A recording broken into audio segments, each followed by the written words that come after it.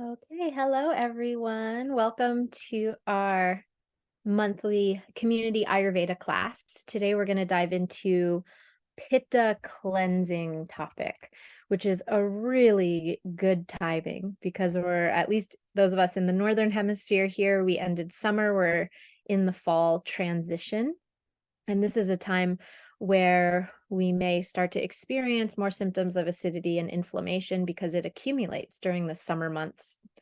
Now, regardless of seasonal changes, you might be experiencing excess Pitta signs and symptoms or imbalances of Pitta, which would be hypermetabolism, hard time keeping on weight, which could be hyperacidity, inflammation in the GI tract, inflammation in the joints, migraine headaches, insomnia.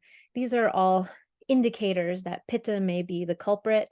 And so you're in the right place. We're going to dive into more. So we want to zoom out and look at the Ayurvedic system of how this dosha we call Pitta, which is a liquid fire in the body, how this is manifesting in a healthy way, what it's responsible for in our physiological function and in our mental physiological function. So we always will talk about the psyche and the physiology because they're inseparable.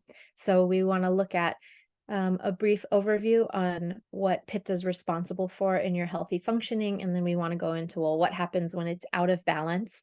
And most importantly today, what we want to focus in on is how does it get out of balance? So last month we had a class, and if you're watching this on a recording, or those of you here live, you can go to my YouTube channel to get the recording.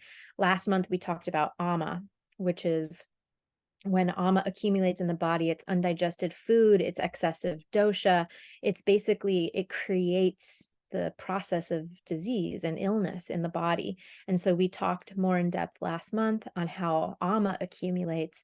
And this month we want to look at specifically how acidity and inflammation and this excess Pitta accumulates in the body. So we're going to look at it through a similar lens.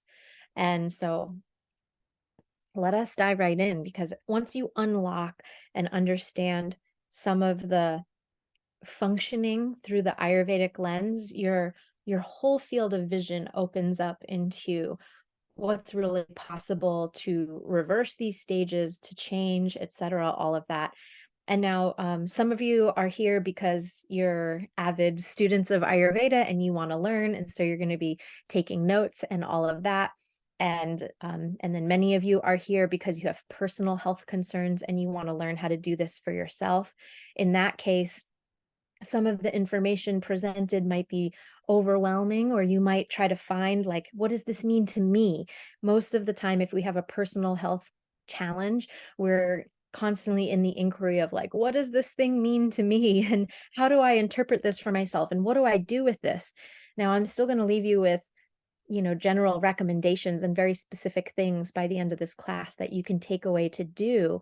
But for some of you, you're really going to want to personalize this for yourself, and you're going to want to take out all of the guessing games around that. And so for that, I just want to let you know that I'm going to put the link to my calendar here at the beginning of class, just so I'm not rushed at the end and that I don't forget and that you're not scrambling to grab it at the end. But I do have I will open for 2 weeks time, some one-on-one sessions where I can personalize a Pitta cleanse for you, both with myself and my mentor, who's an Ayurvedic physician. Will work together and put you through a protocol that's designed for you and can help you kind of unlock some of these teachings that we're talking about today in a personalized way. So there's the link to the calendar. It's just calendly.com, and my Ayurveda sessions. If you're watching this as a recording, it'll be linked below the video. And within these next 2 weeks, I'll have times to be able to meet with you one-on-one. Okay, so just wanted to let you know that that's available so you can let go of any overwhelm as we enter into today's topic. So always before we begin, we do a prayer and an invocation for the lineage of Ayurveda to just honor and center and ground. So if you'll join me for just a moment, you can bring your intention and your heart into it and help your whole system kind of relax and get ready to receive some enlightening health information.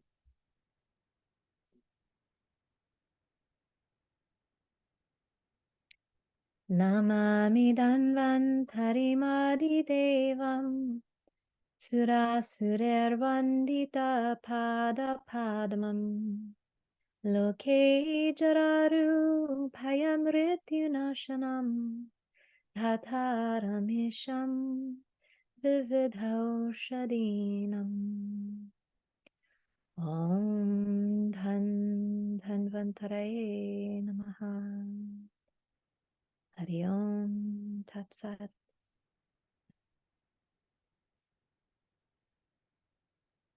Okay, so what is this Pitta thing we're talking about? So Pitta, as I mentioned earlier, it's a liquid fire in the body. So it is the fire element. Pitta is the sun. Pitta is the warmth of life. It's what brings warmth and life and health and everything positivity to your body. It's responsible for your vitality, your ability to digest, absorb, and assimilate nutrients. It is, in its more refined essence, it's Agni, which is the digestive capacity.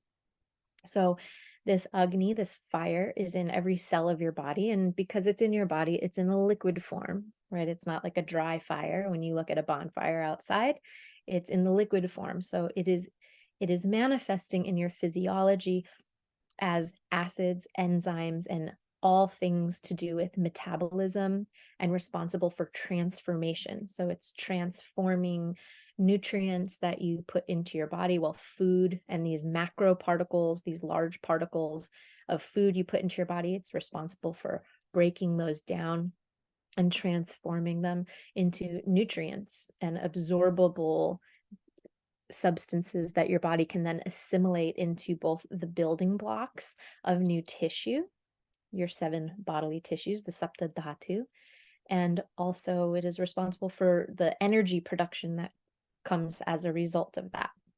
And so when Pitta is in its just normal state, first we look at, well, what are the qualities of Pitta? So there are qualities of Pitta, and in the Ayurvedic sutras, everything is described in the Sanskrit language, which helps us connect when you hear it just a little bit, right? Even just that prayer, the lineage prayer in Ayurveda, where we drop into this deeper essence that can't really be translated into language. It is unlocking that intelligence that exists in our every cell.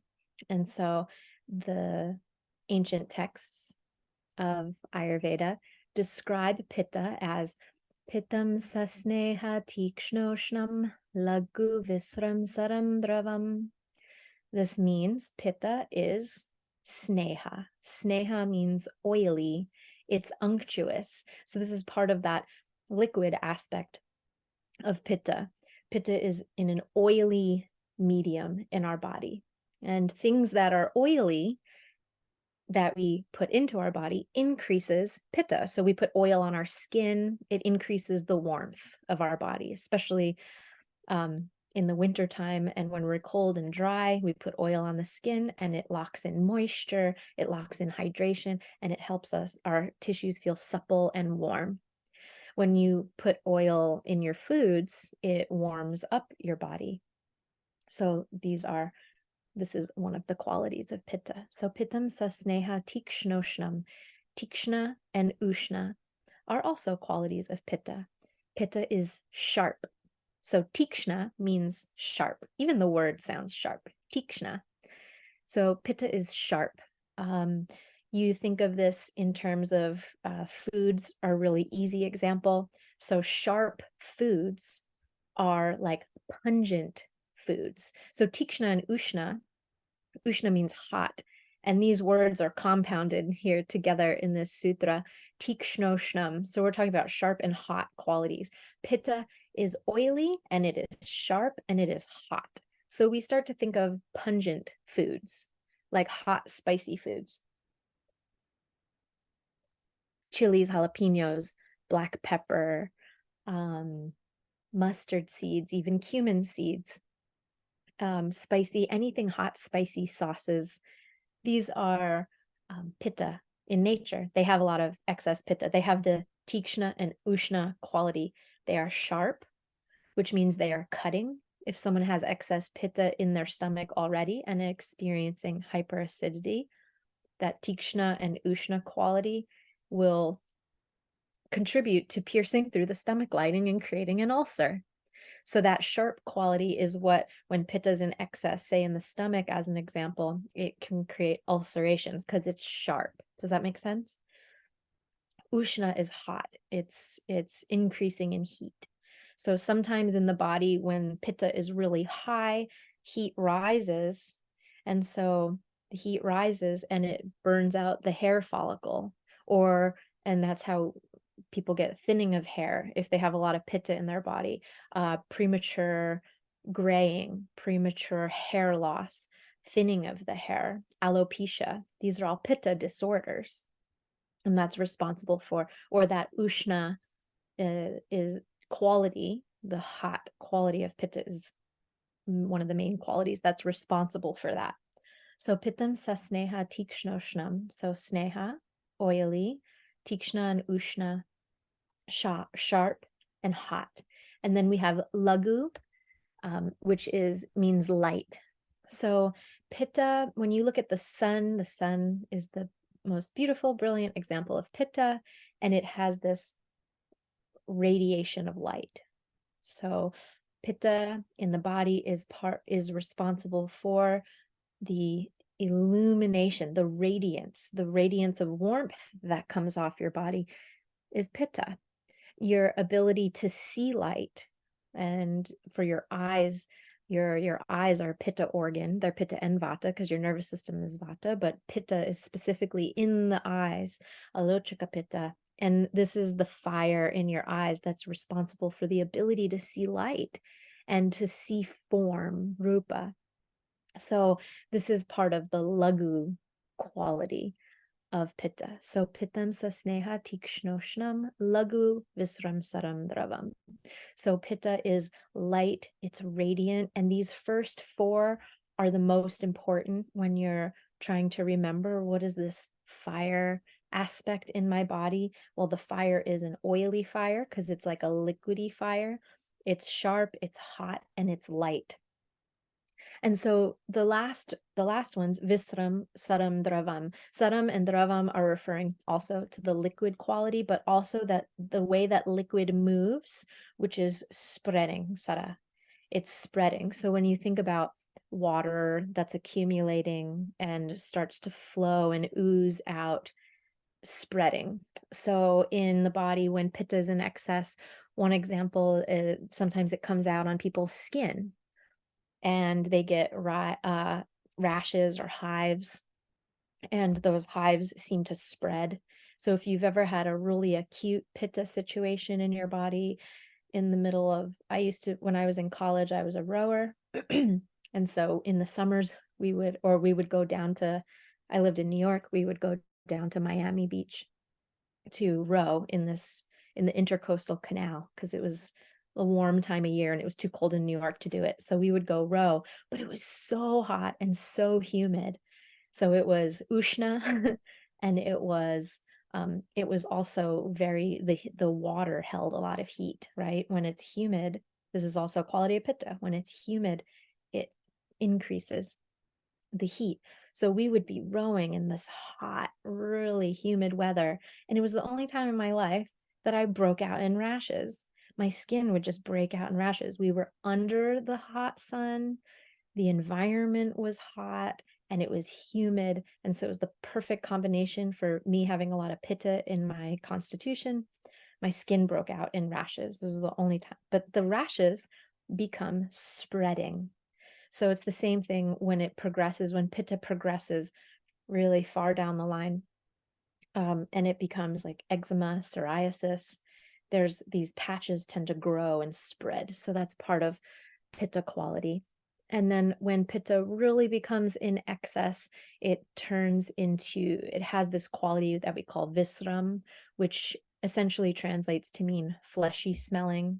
And this is oftentimes when it's just really excessive Pitta would create like a body odor because there's so much excess heat and dampness together.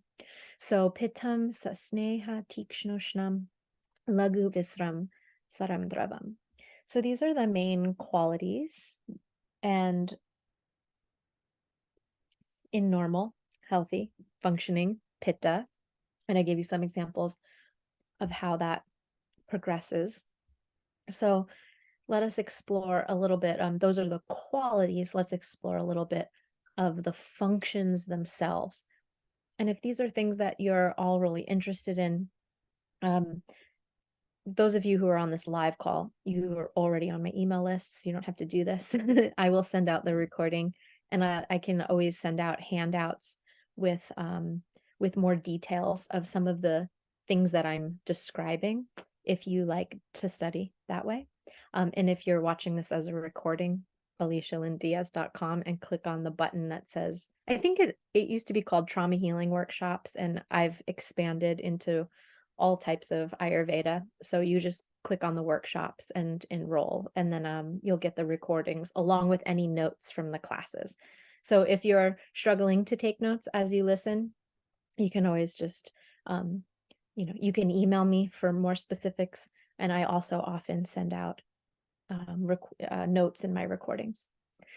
So the normal functions then of Pitta dosha, we start to explore. So Anugranat yavikrita pittam patyukshma darshanai shudtrid ruchi prabha medha dishaurya tanumardhavai. So Pitta, I'll just do a quick translation of this one. Pitta, in its normal state, so just in healthy normal Pitta in your body, it does these functions. It maintains digestion, body temperature, your vision, the production of hunger, because it dumps these acids and enzymes into your body, hydrochloric acids released into your stomach, and then you feel this hollow feeling and you go, oh, I'm hungry. That's normal function of Pitta. So Pitta in its normal state maintains digestion, body temperature, vision, production of hunger, production of thirst, production of your appetite. Then also your overall skin complexion, the intelligence of your mind, and your ability to see things clearly, your ability to do discernment. It's all part of Pitta, because there's a fire in your mind that interprets everything that's coming in through your five senses, and is also responsible for your ability to think and make sense of things. So this is part of your intelligence, your ability to perceive. Psychologically and emotionally, it is responsible for your sense of courage. It's responsible for the softness in your body, your ability to feel confident, courageous, centered, all of that. This is all Pitta. This is all your psychophysiological expression of Pitta in your body. So then what happens when Pitta goes in excess? So how do we know? So we kind of just went through, here are the general qualities of Pitta. Then here's how those qualities then express in metabolic and mental emotional functions in the body, physiological functions. Well, now what happens when they go out of balance? What happens when they're in excess? We call this Pitta vriddhi. Vriddhi means increased. So increased Pitta, and this is just a general definition, increased Pitta will show a yellowish discoloration. So sometimes people's eyes will turn yellow. Their excrement is an increased yellow color. They will experience emotionally more anger, hostility, impatience, generalized irritability, agitation. They will feel hot. They might start sweating easily. Or just an overall body heat. There's like an irritation, like a agitation and irritation and an excess heat around the whole body. They may have cravings for cold things. They might be craving ice water or an iced drink. People who have signs and symptoms of Pitta Vriddhi also include scanty sleep, insomnia. So light sleeper, they're woken up by lots of things, or they need complete darkness to fall asleep, or the opposite, they have to watch something, read something to try to exhaust themselves to fall asleep. They can't fall asleep without it. So, or they wake up multiple times in the night because there's just an overall agitation in the system. There's heat, there's excess heat, it's inflammation everywhere. They may be experiencing dizziness, fatigue, and this is partly burnout, specifically from Pitta, because the fire, like the whole analogy, the candle burning at both ends, right? It creates a Pitta type of fatigue from overdrive, from that Pitta person being in overdrive. Pitta Vriddhi may show up also as a sensory weakness, like excessive hypersensitive senses. So especially to light, like I have very, very Pitta eyes. I can't do overhead lights at night. They just drive me nuts. I can't think. It physically hurts. I get a headache. Headaches and migraines are also a sign of excess Pitta, and there's sometimes other complication with Vata.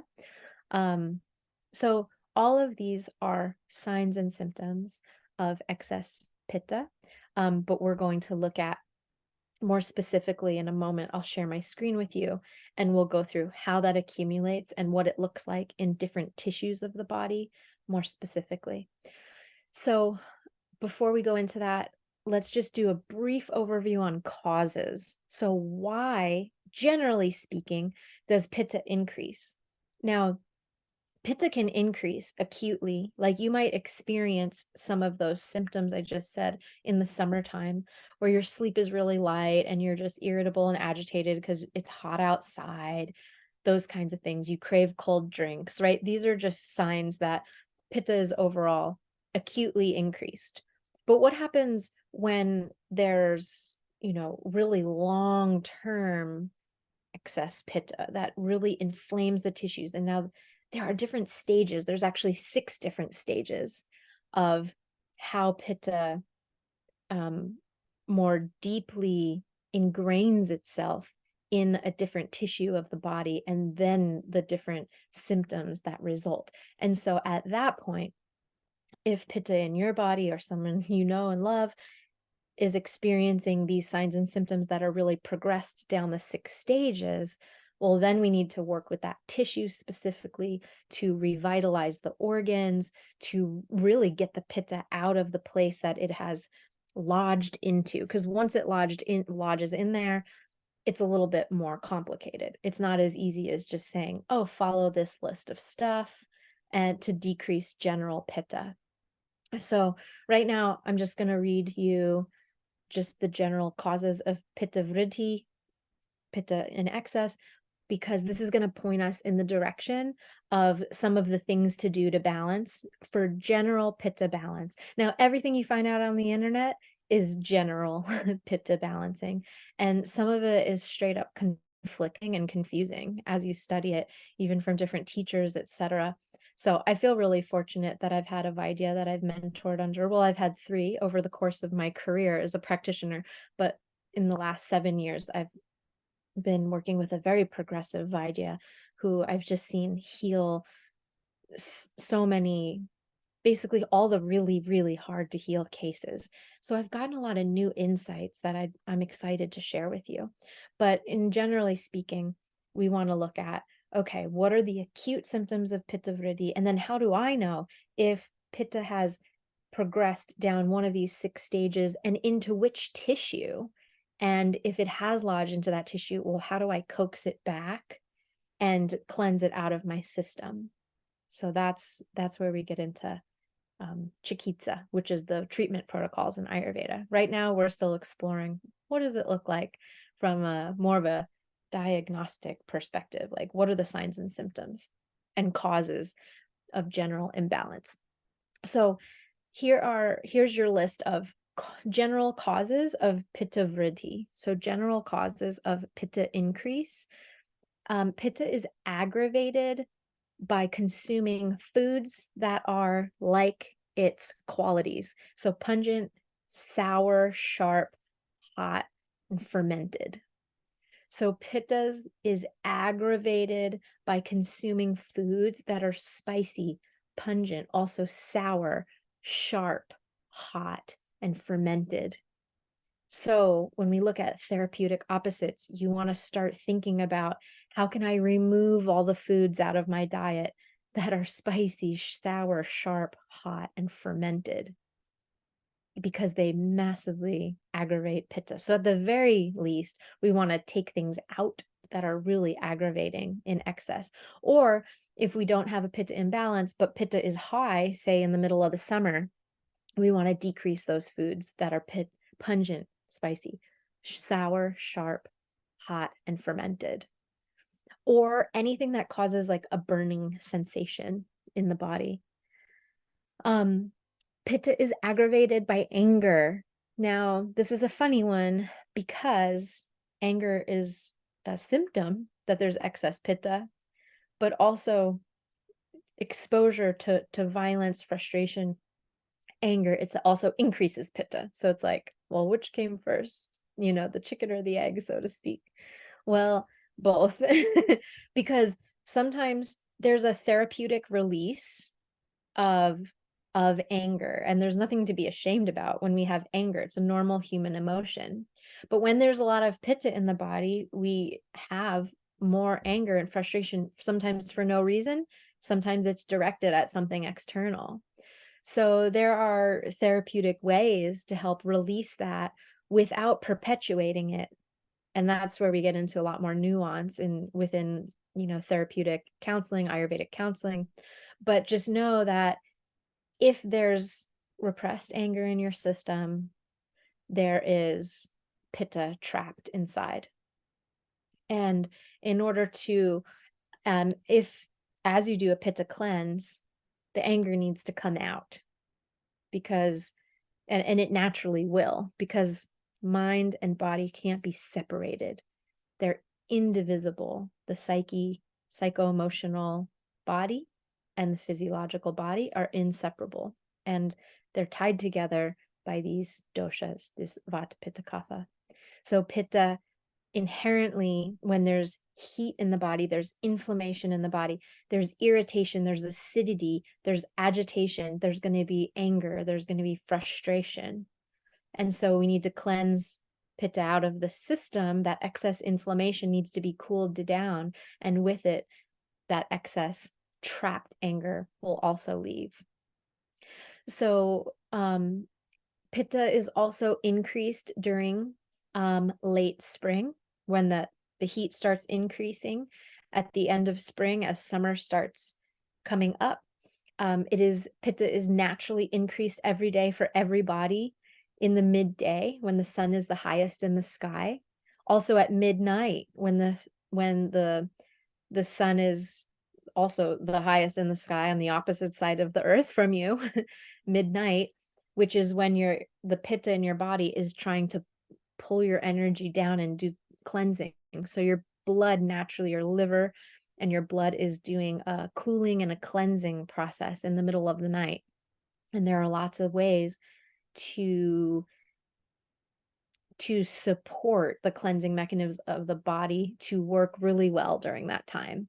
But if Pitta is really high in the system, what happens is that we usually end up waking up during that time. Or Pitta people burn the midnight oil, which is their body kicks in with adrenaline and they get creative impulse and they stay up really late and they watch things, etc. And now the body's only accumulating more Pitta and not releasing it out. So compile that from for days, months, years, decades of someone's life. Pitta accumulates. So also the middle phase of your digestion takes about 2 hours in each phase. an hour and a half to 2 hours, depending on the person and depending on what you ate. But once the food leaves your stomach and enters your small intestine, now Pitta increases in the body because the small intestine is the home of Pitta. So I am going to share my screen with you and go into this next. So those are general causes of Pitta vritti, but now I want to show and just Pitta vritti, meaning increased Pitta. So I'm going to share my screen and give you a little visual diagram. And I saw that I forgot to mention earlier, if there's questions, please put them in the chat box and I will answer them at the end. Okay. Can you just give me a little thumbs up if you can see my screen okay? Thank you, Brenda. Awesome. All right. So here's bringing some of this all home to your gut, to your digestion. So hopefully you can see everything here, okay?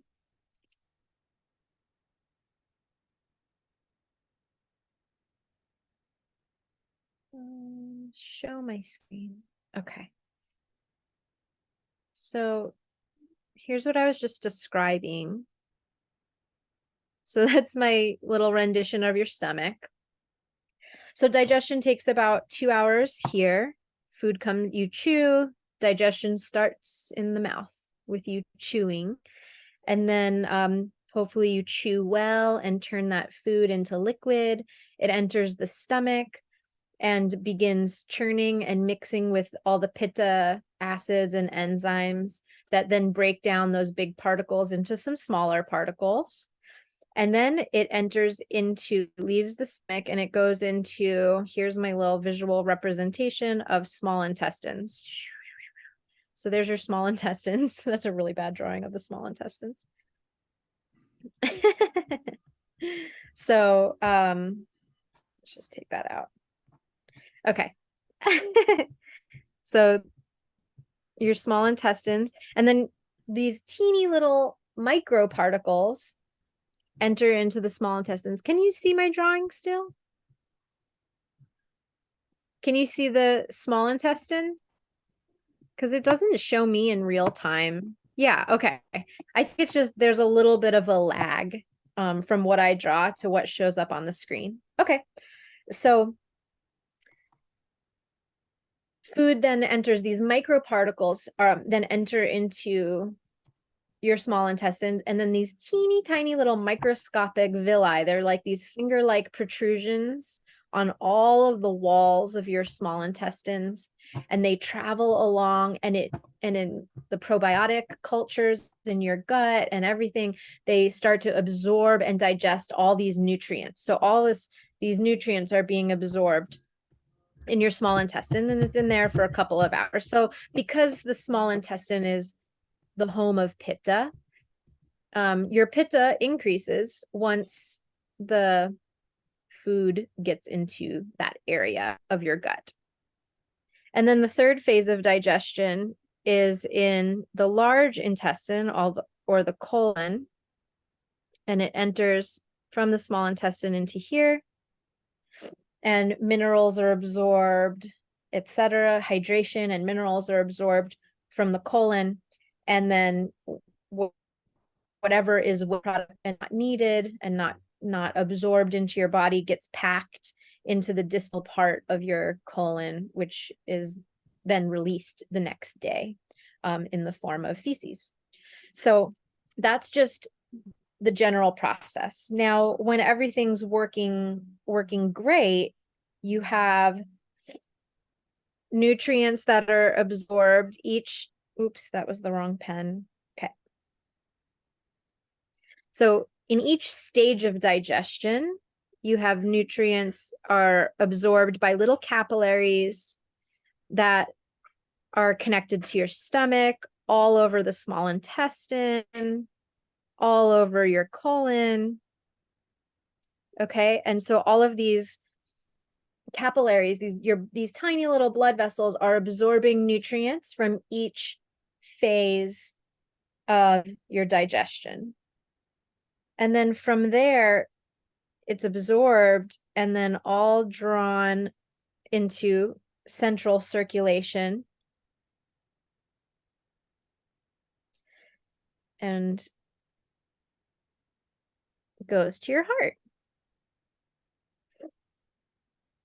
So now, once the nutrients are absorbed into the bloodstream, they're now pumping through your heart, and every single thing that you eat, every time you eat, this is the process that happens. And I went through this in much greater detail, I think in a class 2 to 3 months ago. So I won't go into all the details, but basically this is the process of nutrition in Ayurveda. So every meal you take, think about the last meal you just ate, or the last food you just ate, goes through this process of digestion through all these phases. The nutrients are absorbed, the food matter is absorbed, and then the heart pumps it through all 7 bodily tissues. And then the tissues are formed sequentially.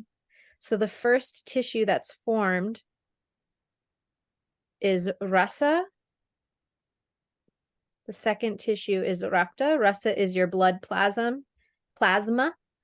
So we have, I'm not doing this justice today because I can't give all the details because I did that already. I got to get to Pitta for you or we will run out of time. So rasa is your blood plasma. Rakta is your red blood cells. Mamsa is your muscle tissue. Meta is your fat tissue. And your endocrine system.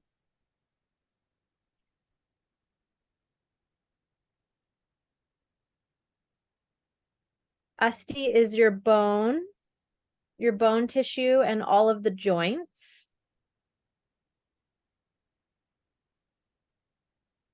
Maja is your nervous system tissue.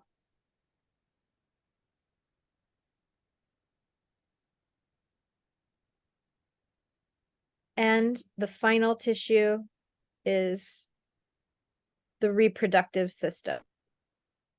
In a male body, it's called Artava, and in a male body, it's called Shukra. So each of these dhatus, these are called the Sapta Dhatu, 7 dhatus, 7 bodily tissues, are formed sequentially after every meal that we eat. So the lunch that you ate today, 5 days from now, it becomes your rasa. 10 days from now, it becomes rakta, 15 days mamsa, and so on until you get all the way down to the most refined tissue, shukra and artava, the reproductive tissue. So what happens is that each of these tissues need to be nourished in order for the next one to be nourished. It passes on the nutrients from tissue to tissue to tissue.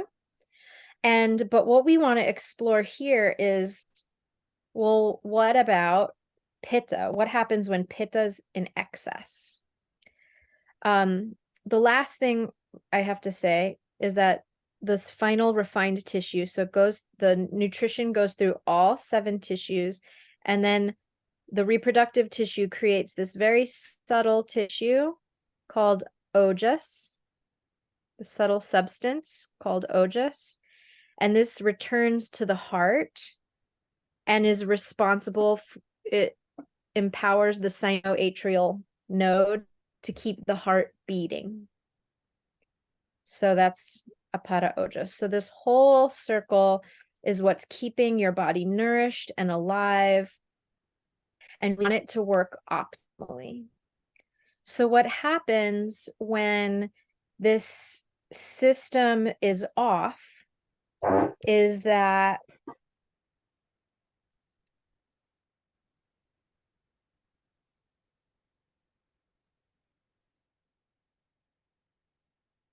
so what happens is that if the digestive system is off, or there's excess pitta, which we're talking about today, pitta goes through these 6 stages of, we call it the 6 stages of samprapti, sanchayam cha, prakopam cha, prasaram sthana samshayam, vyaktim vedam chayoveti, doshanam sabived bishak. So these 6 stages are the process of disease formation. And they affect each of the 7 bodily tissues in a different way. And there are indicators in each of the 6 stages on which dosha is affecting that in that stage, how it's affecting the body, and then how it affects each of the individual tissues. So I think I also did this in a different class. I went through the 6 stages more detailed. So today we're kind of going through it all and pulling it all together so that we can zoom in on pitta specifically. But the first stage is called sanchai. And in this sanchaya stage, this means accumulation. So I'm going to run out of room here, but I want you to imagine a bucket.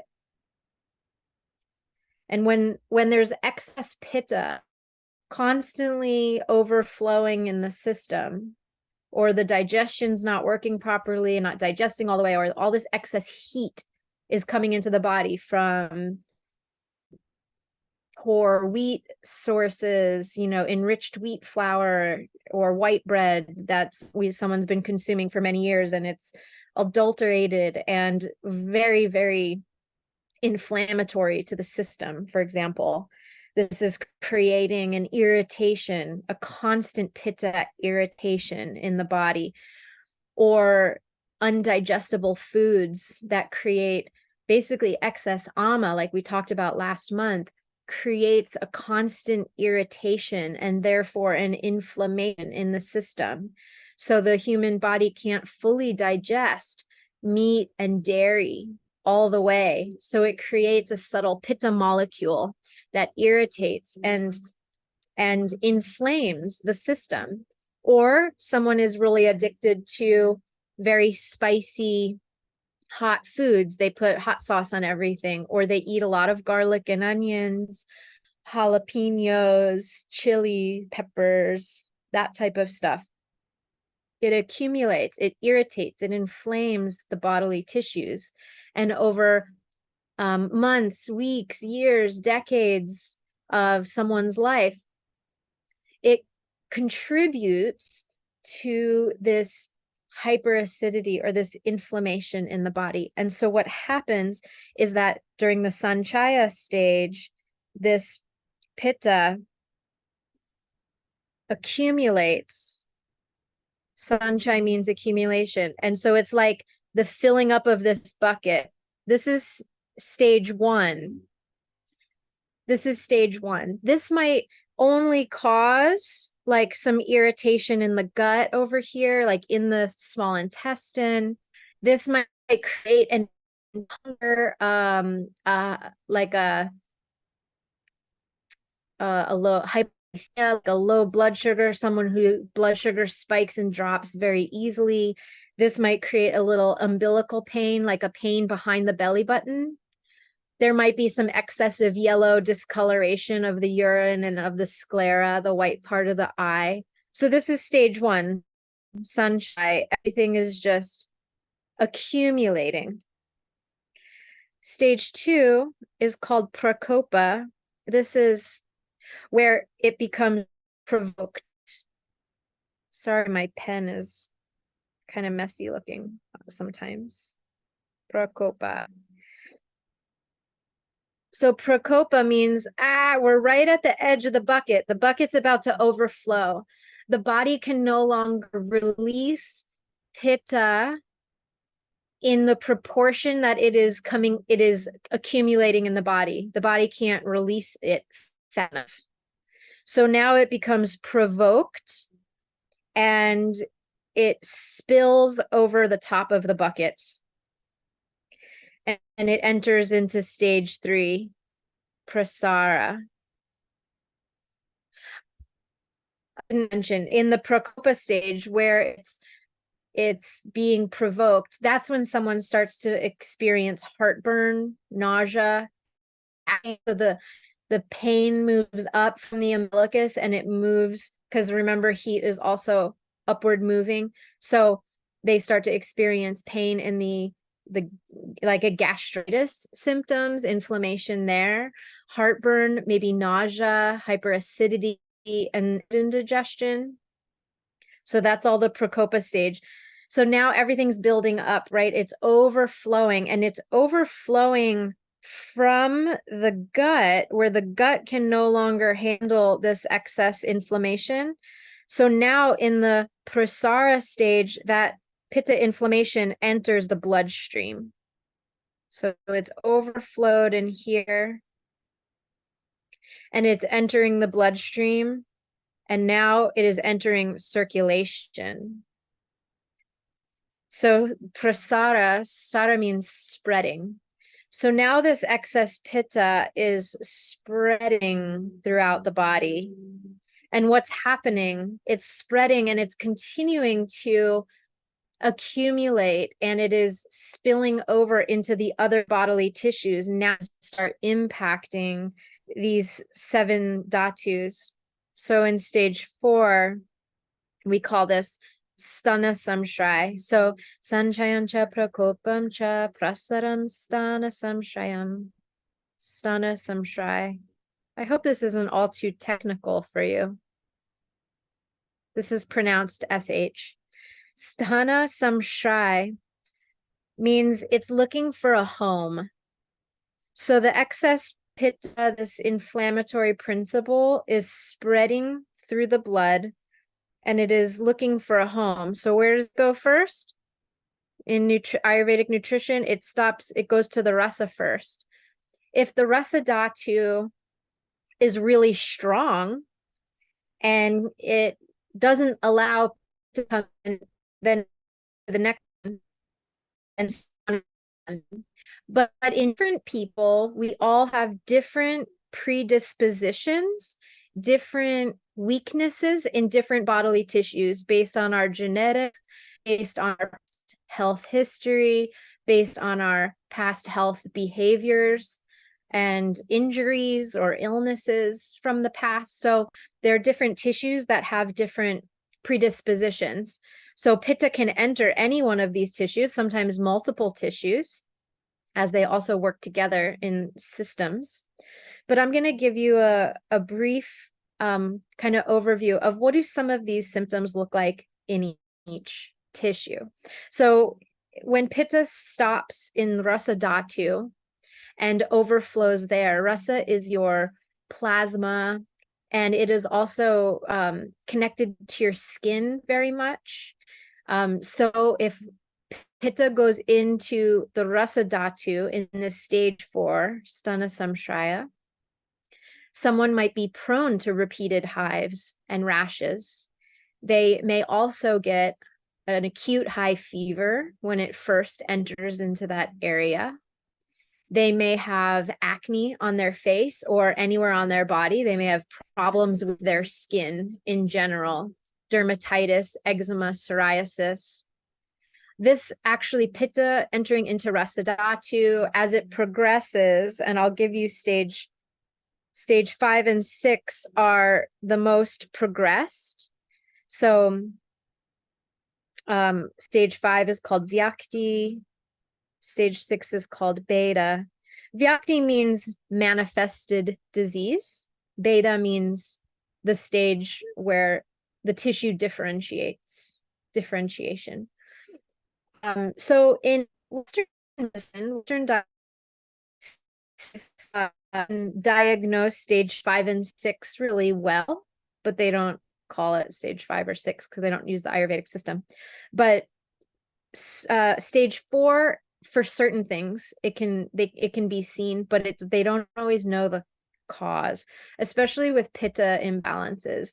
There's a big, huge question mark in that realm of like, you have this thing, we see how it's interacting in your system, but we don't know what caused it. So there needs to be, we need to be empowered with our own understanding of stages 1, 2, and 3, everything that came before the Sthana Samshraya stage, and then understanding how it progresses in each of these tissues. So basically stage 4, 5, and 6 happens in each of the tissues as a deeper imbalance or manifestation of the symptoms that I'm describing here. So when Pitta goes into Rasa Dhatu in Sthana Samshraya stage, it may then go into Vyakti and Beta stage, causing melanoma. It can create skin cancer because it is going all the way, to the most expressed form. So it's just because it's the first tissue doesn't mean it's not serious.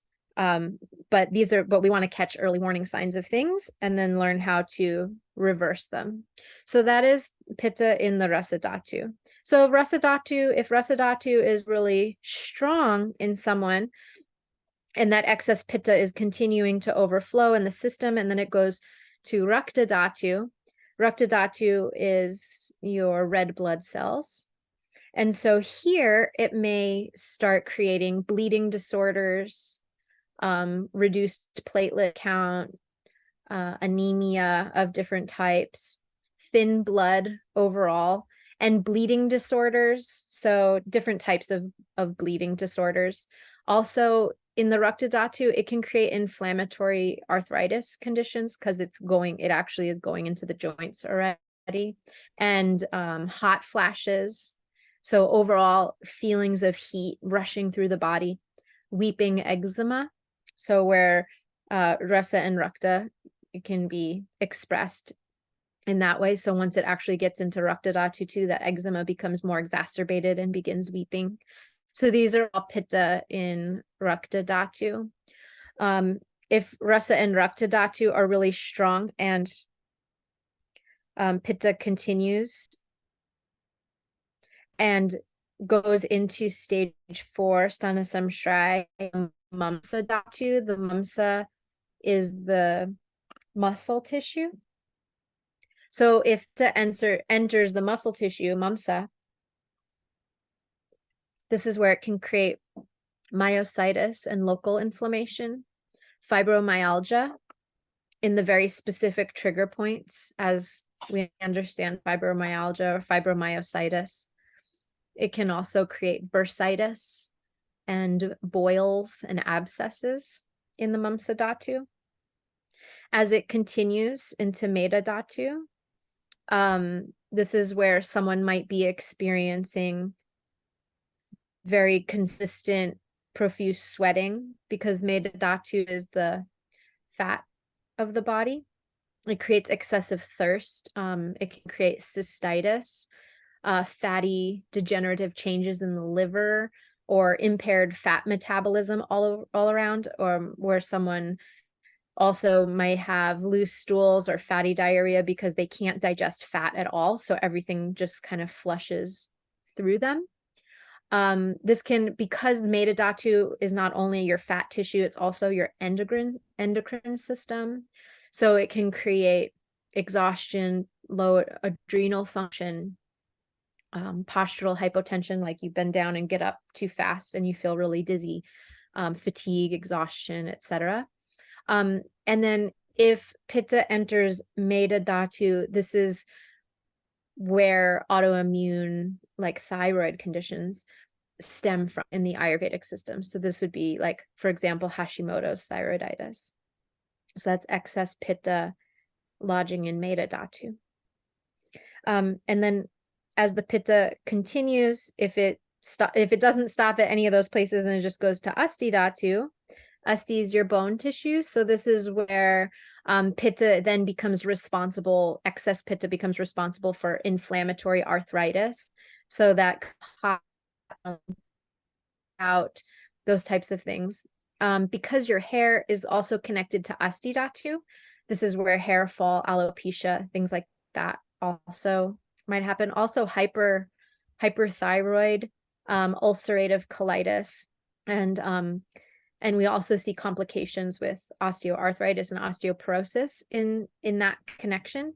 But this is all Acidity, bone and joints, etc.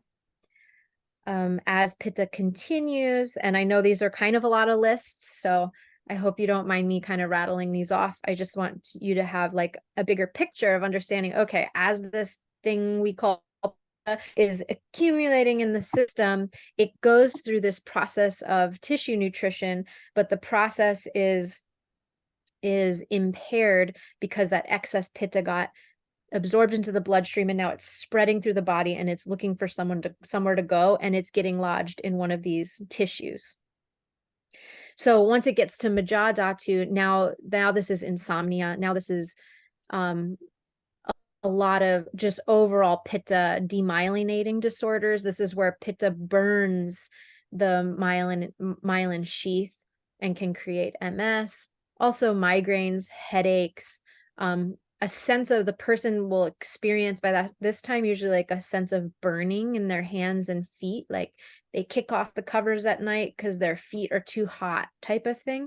And definitely insomnia if Pitta enters into Majadhatu, especially in the earlier stages. You can catch that and reverse the Pitta before it becomes these later Vyakti and Beta stages. Also just photosensitivity and those kind of ophthalmic migraines that we talked about from excess light. And then by the time then Pitta gets into, I do a lot of women's health work. So when it gets into Artavadatu, there can be a lot of, during the childbearing years, a lot of heat disorders associated with menses, Pitta type PMS, where there's a lot of anger, irritation, frustration, profuse, very heavy bleeding. In all genders, there could also be painful sex or just a hypersensitivity, and these types of things. For women, also breast tenderness, endometriosis, things like that. So there's excess Pitta that has lodged in that tissue. And so this creates just an overall environment of a lot of heat, a lot of frustration, and usually Pitta type people have a bright, brilliant mind. So they go into learning and studying all these things, and they tend to be drawn towards really complex, like scientific explanations and protocols. And then a lot of times they get really frustrated these protocols because they aren't working, or they're super, like, you have to really micromanage so many little things. And now like a Pitta person has that in their ability to like learn and implement something and micromanage something if they need to, because Pitta people, Pitta constitution people have very sharp minds, and they're very bright, and they're not like they're the natural born leadership types.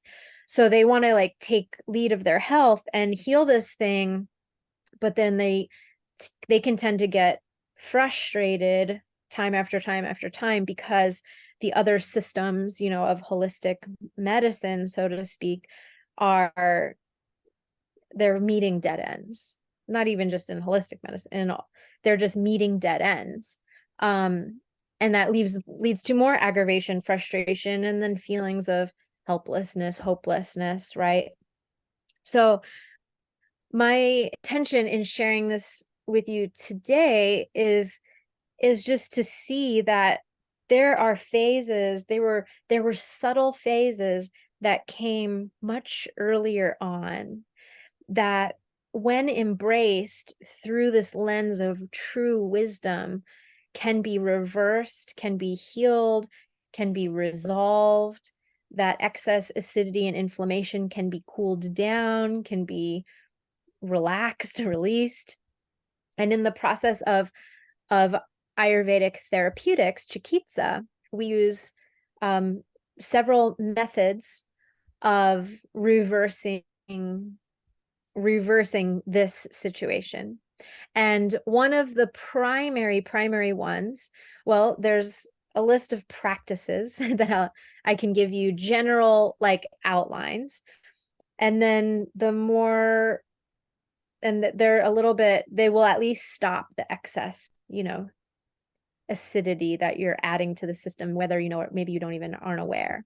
So we want to take some of those practices.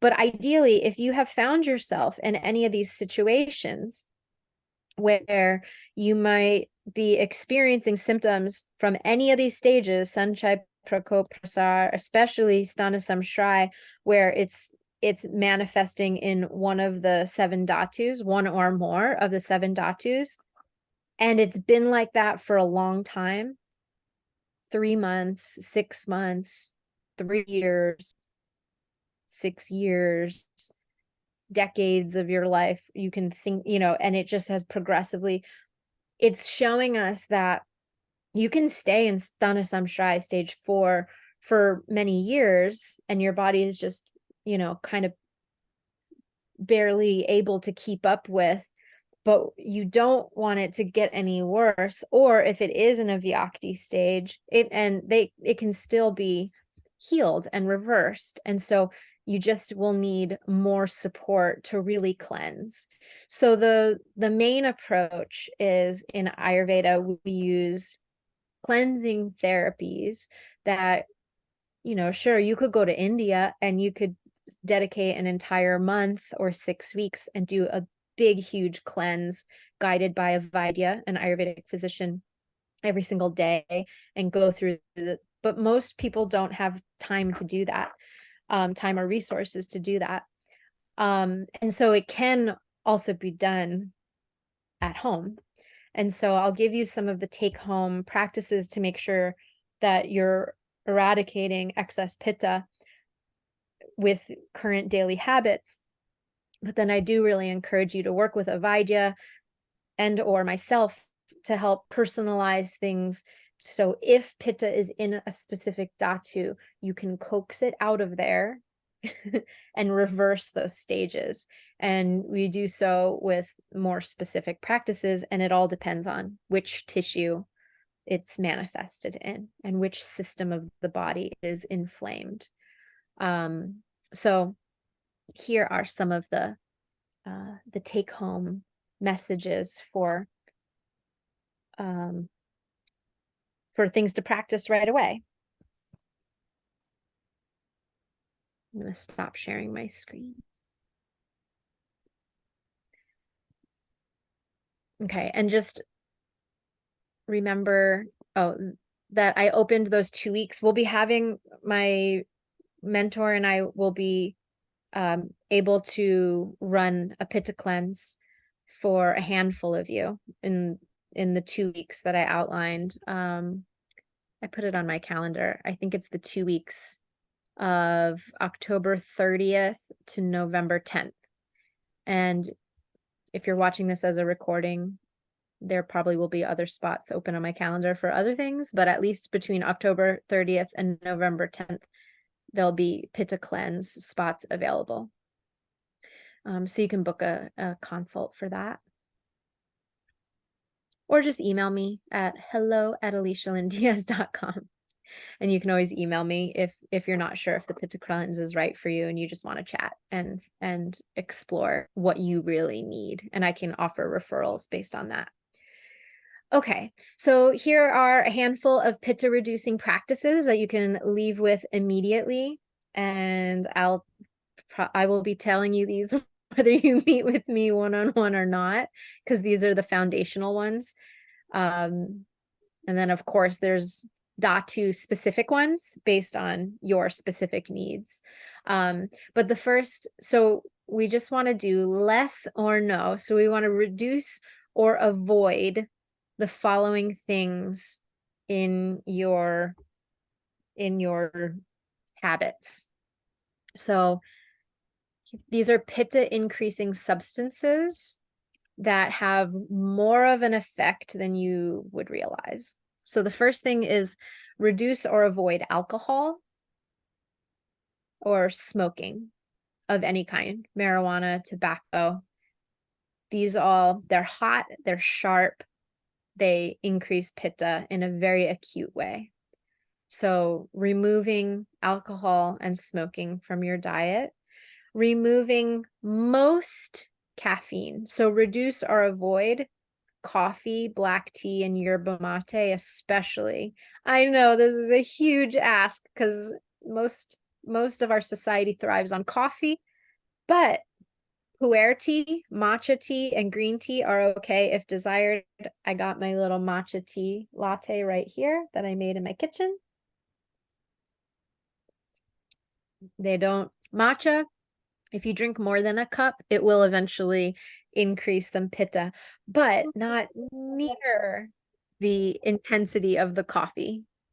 So if you're suffering from any of the pitta related imbalances that we discussed today, these are very, very important for you. So fermented foods. I already kind of alluded to all the things that I'm saying already, but I just want to give you the summary here. So fermented foods are a big one because we learn out there in the holistic health world that these are healthy for us. And it's not that they're not healthy, it's that if you have a pitta imbalance, they increase pitta in a huge way. And these naturally cultured fermented foods are fine if you need them, like after a round of antibiotics and you need to re-inoculate your gut with some good stuff. But if you have inflammation and acidity, you shouldn't be taking any kind of fermented foods of any kind of yogurt, whether it's dairy or vegan, any of the cultured sharp cheeses, fermented vegan cheeses, vinegars, sauerkraut. I know it's a hard one, but they are increasing the sour and the sharpness and the pungency in your gut. So they're creating inflammation. Okay, so wheat. Wheat is a huge one because wheat, no matter whether it's organic, sprouted, um,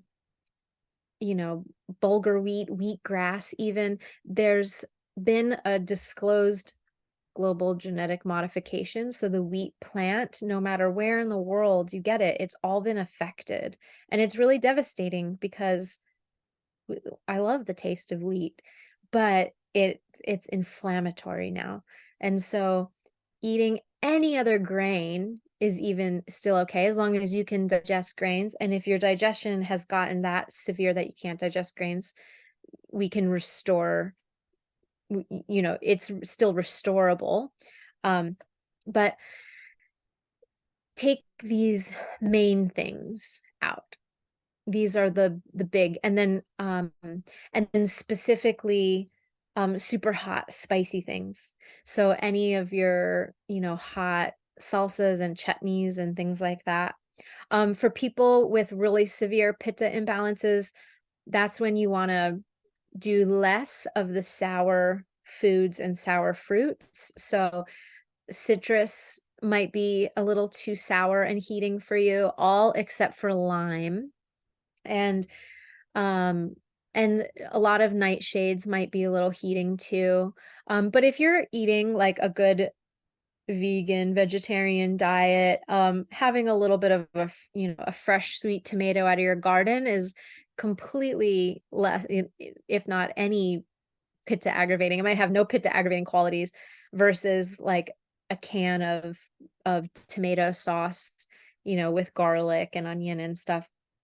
It's much more pitta aggravating. So we have to kind of look at things in a spectrum and understand the qualities of the individual thing.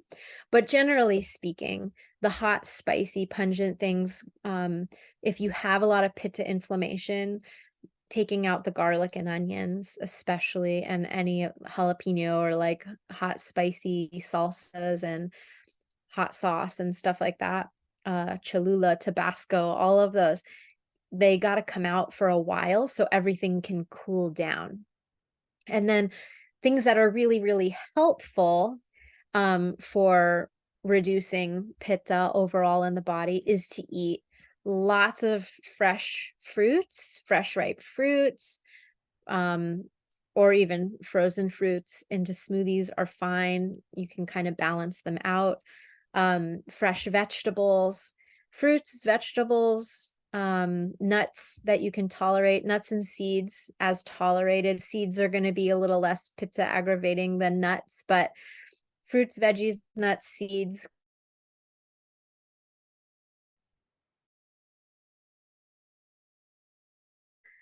Just interest. You want to eat lots and lots of good, supportive, fresh foods.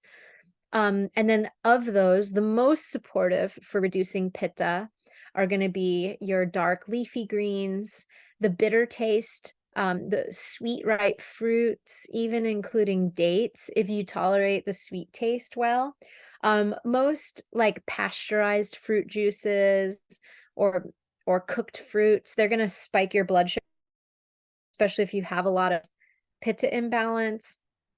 And then you'll feel that hypoglycemic weakness after. But fresh fruit, fresh pressed or fresh squeezed juices, fresh fruit smoothies, even vegan protein powders, with the smoothies, these are all really good, sweet taste. And the more bitter greens, dark leafy greens, nettles and spinach and green juices, these are all excellent for pitta. And we want to get out of the mentality for reducing pitta. So we want to get out of the mentality of like pill for the ill, right? There's like a mentality that we generally have, even like out there in the holistic health world. It's like, take this herb for this and take this food for this. And I even hesitated to want to give you all a list of things to not do because there's so many like quote unquote elimination diets and recommendations out there. And quite frankly, it gets really frustrating because we don't want to just eliminate a bunch of stuff out of our life and feel really restricted. I offer this to you just as a first step of understanding and starting to engage with how pitta is currently being increased in my body. Okay, if I'm taking these things on any kind of regular basis, even just once in a while, I'm going to have this acute pitta situation. So I always look at what's a period of time we can dedicate to reducing any of the outside pitta influences, and then how do we restore that tissue so that it's not being constantly irritated. So I'm giving you just phase one, but I want to zoom out and show you the whole phase. The whole journey is like, okay, we need to take these things out for a short period of time. Then we need to restore the health of these tissues so they're no longer constantly being irritated, agitated, inflamed.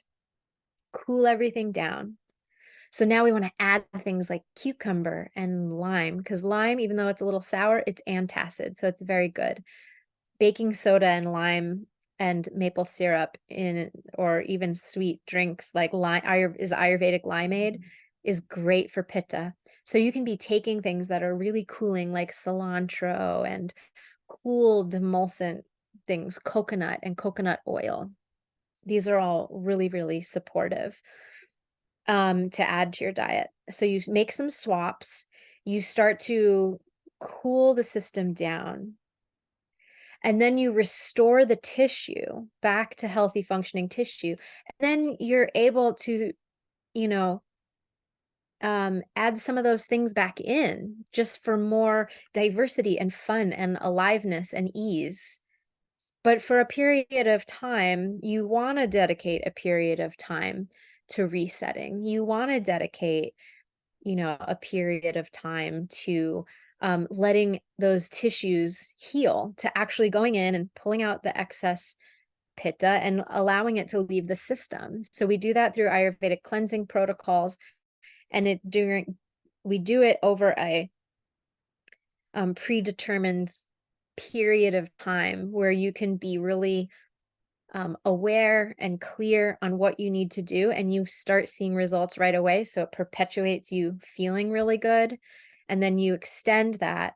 And then at some point you introduce some of those things back in, because when your system is really inflamed, it reacts to everything. I know I personally got to that place in my health journey where just everything I ate inflamed. I had like 5 safe foods on one hand where I was just like, I don't know, everything seems to inflame my gut and make it blow up in very, very, very uncomfortable distension. Like I looked like I was 6 months pregnant kind of distension. It was really painful. And I didn't understand what was going on until I finally learned Ayurveda. And so we do have to remove certain things for a while just so we can get more clear.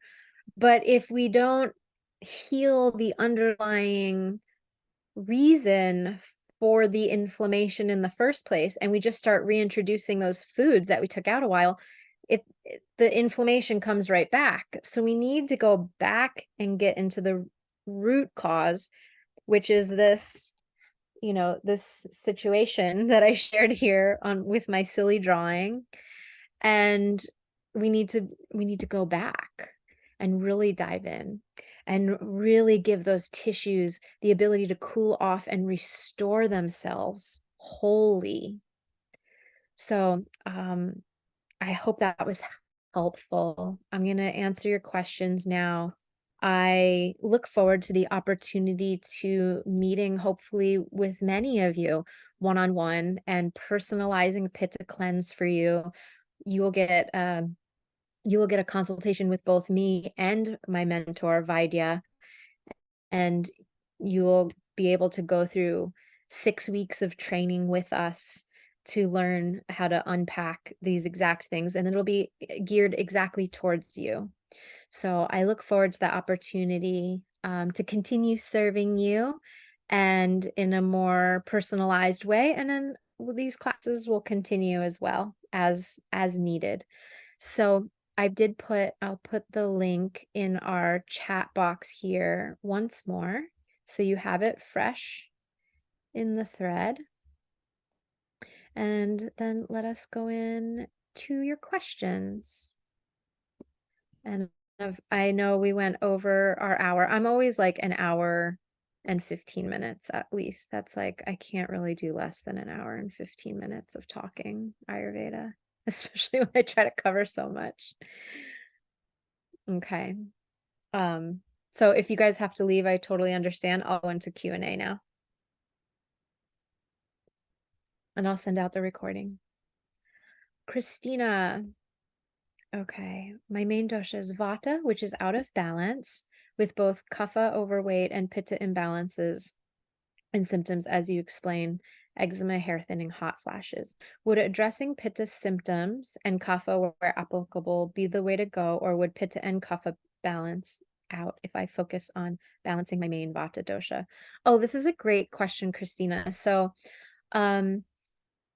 when Pitta, so even if Vata is the main foundation, like in your constitution, if you're having Pitta symptoms such as eczema, hair thinning, hot flashes, we always have to look at addressing the symptoms first. And you do that if there's Kapha symptoms too as well. But since we're mainly talking about the Pitta ones, you would have to target specifically the Pitta symptoms. But the caveat here is that you have to do that without imbalancing Vata. So that's the thing. If someone's main constitution is different than the thing that's out of balance, you have to treat the imbalance without throwing off the balance of the constitution. So then for all of you, most people, if their main constitutional type is the thing that most likely goes out of balance, so that's usually the thing you're working with, but it's still quite often that it can be something else. Or in this case, Christina, it's possible that Vata being your constitution, Vata, because it's wind, it can blow on the fire of Pitta. It stokes the fire of inflammation. And so if Vata is likely a hidden culprit here, where it is somehow contributing. So all three would need to be addressed, essentially. Thank you for your question. Corey asks, I had spicy wings last night. No wonder I couldn't sleep. I was awake all night. Okay. And you asked about, so fried foods, yes, they can pacify vata, but they aggravate pitta and kapha. And Corey, you're asking about different herbs specifically. I can't advise that, just being that we haven't had a consultation. So, but generally speaking, ashwagandha and brahmi, like that combination that you're saying, there's no problem with that as a combination. It's just more the question is that the right one for you?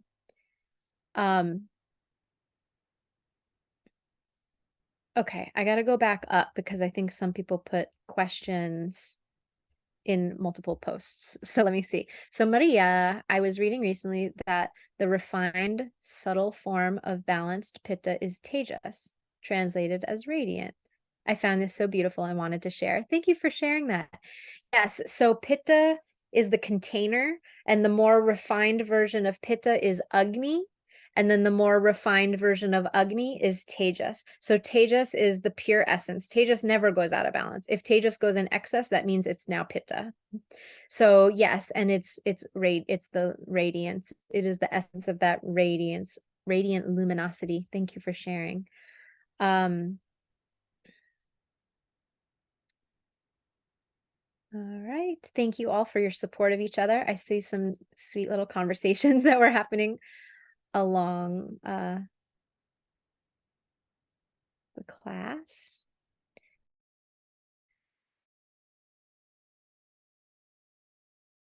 Last 7 years, I'm suffering from chronic fatigue, major anxiety, inflammation, digestion, insomnia, emotional problems, etc., due to an injury. My nervous system cannot handle any stress. Yeah, so this is an important one. When vata is high in the nervous system, that needs to be treated first, but actually they end up being treated alongside each other because they're connected. So vata and pitta can be balanced simultaneously. So there's fatigue, anxiety, inflammation, all these things that is,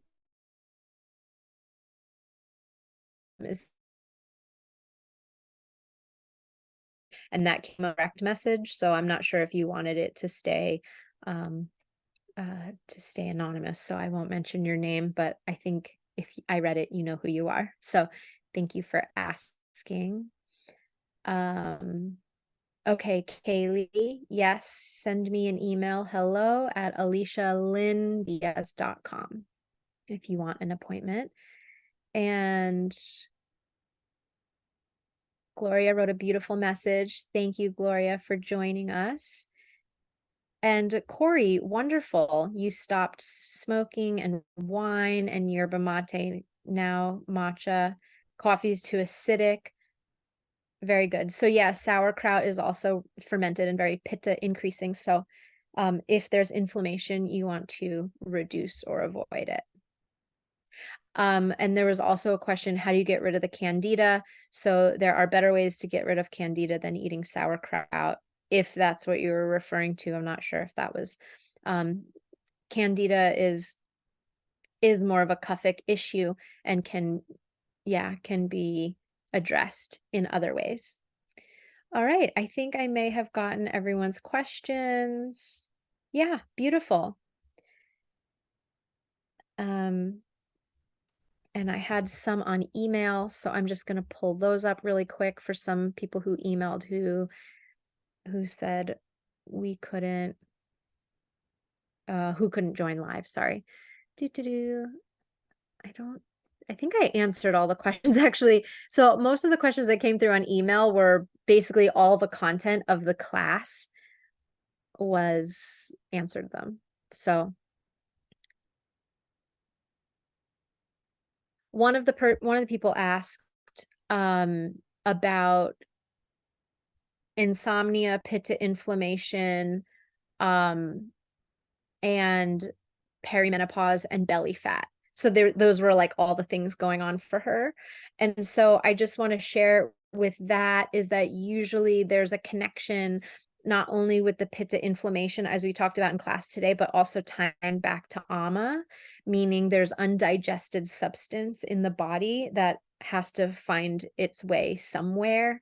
And of course hormonal changes, etc., um, can make it feel like a little stubborn, um, but following the steps of like a pitta cleanse or just a personalized cleanse to reverse those 6 stages and to reduce the ama in the system, to cleanse that out, will reduce the belly fat. The body will burn it up. So if someone is experiencing the things that we talked about today in terms of pitta and also has excess weight, which we usually know is there's some excess kapha in the body, well, that can be addressed simultaneously, which is why we take a personalized approach and why my Vaidya mentor and I are doing this pitta cleanse for the fall. There's also an interesting inquiry that came through on email. She wrote, my son has a chronic sore throat for a long time. He also has knees that hurt, and he's only 22 years old. I'm wondering about acidity and inflammation being the cause. Now, hopefully you heard this whole class, and definitely chronic sore throat could be inflammation along the whole GI tract, and especially it has gotten into asti dhatu, which are the knees. And even though someone's so young, it basically excess pitta can be passed on from parent to child, including ama. Ama and excess dosha is passed on from generation to generation. So a child can be born with a fever, with a hyper acidic system, with excess pitta and excess ama already in their system. And so that's why at such a young stage, the body can still go through these 6 phases and be young doing that. So in Ayurveda, we do protocols that are each parent, both parents, consciously conceiving a child, go through these protocols for 6 months before they conceive. They eat a certain way, they take certain herbs, they observe certain practices, and they conceive consciously to give the child the best possible opportunity so that they're not passing on excess dosha or ama to the child. Of course, there's still energetic predispositions, etc., and there's nothing perfect, but that is a part of the Ayurvedic system from a broader picture perspective. So I thought that was just an interesting thing to add. And I think that was all the questions. Yeah, in the emails as well. I think I covered them all through class. So um, thank you. Thank you for your participation. I think there may be one other question. Kaylee asked for a recommendation for a good protein powder. Any vegan protein powder. It just has to be a vegan protein powder. Some of the best quality vegan protein powders have different sprouted legumes and things. And once they become sprouted and turned into the protein powder, they're very digestible and like easy to absorb nutrients. Garden of Life raw organic protein powder is a great one that we recommend. But you can also get brown rice protein powder, hemp seed protein powder, pea protein powder, all just plain ones if you just want to, make it very easy to digest. So, and you won't, if you are interested in switching to a vegetarian vegan diet and you take these pure plant protein powders regularly, then you don't have any cravings for meat. You don't feel weak. You feel very strong and you can gain a lot of muscle. And it's actually easier to digest because your body, it's very easy for these little building blocks of proteins to be absorbed. They're absorbed very cleanly into the system without leaving, excess undigested food stuff. Claudia asks, can homeopathy aggravate pitta? And I've never worked with homeopathy, so I can't answer your question. I apologize. But I would imagine it's it's pretty gentle, but there are probably still certain energetic imprints and substances that would be more heating. So it would be nice if the homeopathic practitioner that you may be meeting with is at least aware of the viryas of substances. Virya means the heating or cooling effect that they have in the body. It's like their unique strength of that substance. So yeah, you could ask a practitioner. Anna, thank you for your beautiful words. And I'm so glad you all love the class. Okay, one question came through. What happens if occasionally one has a craving for wheat and cheese, which I do not normally have? Um, so yes, so usually the craving for wheat and cheese is usually a vata or an ama craving. So we have different places that cravings come from. The craving can be coming from our imbalance, or it can be coming from our true tissues, our healthy tissues. So the craving for the wheat or the cheese is usually because vata's high. So vata's craving this thing because you've given it to your tongue before, and it knows that it immediately feels an acute sense of relaxation because it's heavy and dense and oily and fatty and proteiny, right? So there's like a groundedness that happens when it touches your tongue. So your system might not have other reference points for heavy, dense, oily, that kind of thing to feel grounded.